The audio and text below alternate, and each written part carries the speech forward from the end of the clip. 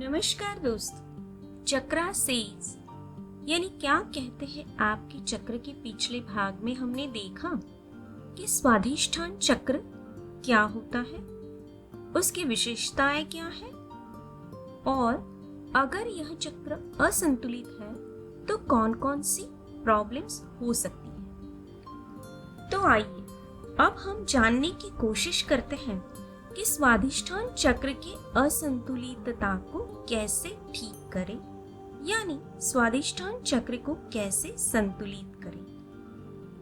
इस चक्र को संतुलित करने से हमारी क्रिएटिविटी काफी हद तक बढ़ती है और हमारा काम वासना पर कंट्रोल आ जाता है। जैसा कि हमने देखा है, स्वाधिष्ठान चक्र का तत्व जल है, तो पानी से संबंधित सारी क्रियाएं यानी शॉवर बाथ, स्विमिंग, पानी में नहाना, पानी की आवाज सुनना, किसी झरने या समुंदर की लहरों को सुनना, यह सब चीजें स्वाधिष्ठान चक्र को संतुलित करने में काफी हद तक मदद करती है। उसी तरह जैसा हमने देखा है कि स्वाधिष्ठान चक्र का बीज मंत्र वाम है, तो उस पर ध्यान करने से या वाम को दोहराने से, सुनने से इस चक्र को संतुलित करने में मदद मिलती है। इसी तरह मसाज भी इस चक्र को संतुलित करने में मदद करता है। इस चक्र का ग्रह चंद्र है, तो चंद्र पर यानी पूर्णिमा के दिन चंद्र पर ध्यान करने से इस चक्र को संतुलित होने में मदद मिलती है। जैसा कि हमने देखा, इस चक्र का रंग केसरिया है, तो केसरिया रंग को ज्यादा इस्तेमाल करने से यानी कि वस्तुएं, कपड़े इत्यादि चीजों को इस्तेमाल करने से इस चक्र के संतुलित होने में मदद होती है। अगर आप केसरिया रंग के किसी चीज को इस्तेमाल नहीं कर सकते तो आप उसे विजुलाइज करके यानी उस पर ध्यान केंद्रित करके भी अपने स्वाधिष्ठान चक्र को संतुलित करने में मदद कर सकते हैं। उसी तरह हमारी जो अनचाही भावनाएं हैं उनको जाने दो, छोड़ दो, लेट गो, यह कहने से हम इस चक्र को संतुलित बनाने में सहायता कर सकते हैं।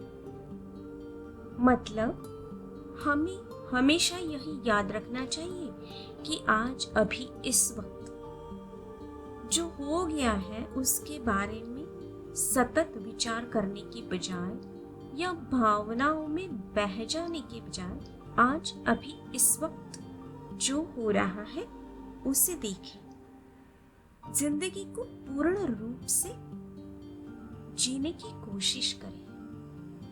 हिंदुस्तानी क्लासिकल संगीत में रुचि रखने वाले स्वाधिष्ठान चक्र को संतुलित करने के लिए राग यमन कल्याण और राग गुजरी तोड़ी भी सुन सकते हैं।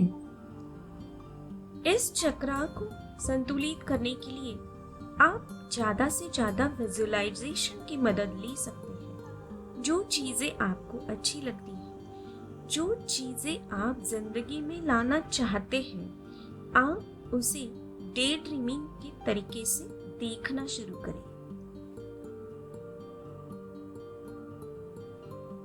उसी तरह इस चक्र की नकारात्मकता को दूर करने के लिए आप ऑरेंज कलर के यानी केसरी रंग के फलों का या खाद्य पदार्थों का इस्तेमाल भी कर सकते हैं, जैसे कि संतरे या फिर ज्यादा पानी वाले फल जैसे कि तरबूज, नारियल इत्यादि का इस्तेमाल भी कर सकते हैं।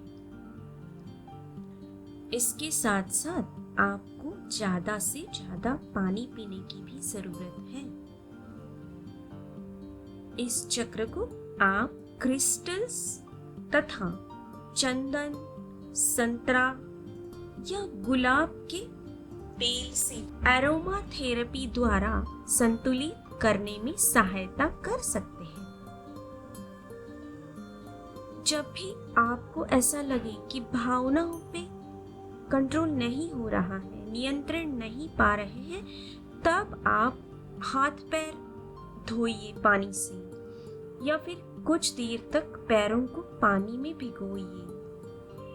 आप अपने आप को जो भी पसंद हो ऐसी कोई भी कला, जैसे कि नृत्य, गायन, वादन या कुछ बनाना, पेंटिंग, चित्रकला, ऐसी किसी भी कला में जो आपको अच्छी लगती हो, अपने आप को बिजी रखने की कोशिश करें जब भी आपको भावनिक स्तर पर अनियंत्रितता महसूस होगी।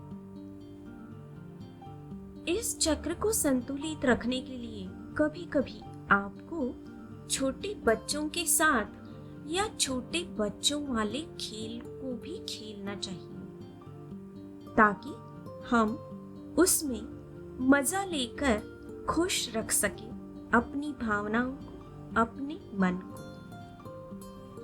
8 से 10 बार आप लेफ्ट नॉस्ट्रिल से यानी बाएं नाक से अगर सांस लेकर छोड़ते हैं तो यह भी आपके स्वादिष्ठान चक्र को मदद करता है, क्योंकि बाई नाड़ी ईड़ा नाड़ी होती है जो स्वादिष्ठान चक्र पर अमल करती है। इस चक्र को संतुलित करने के लिए कुछ योगासन भी आपकी मदद कर सकते हैं, जैसे कि मत्स्यासन, भुजंगासन और बद्ध कोणासन यानी कि बटरफ्लाई पोज।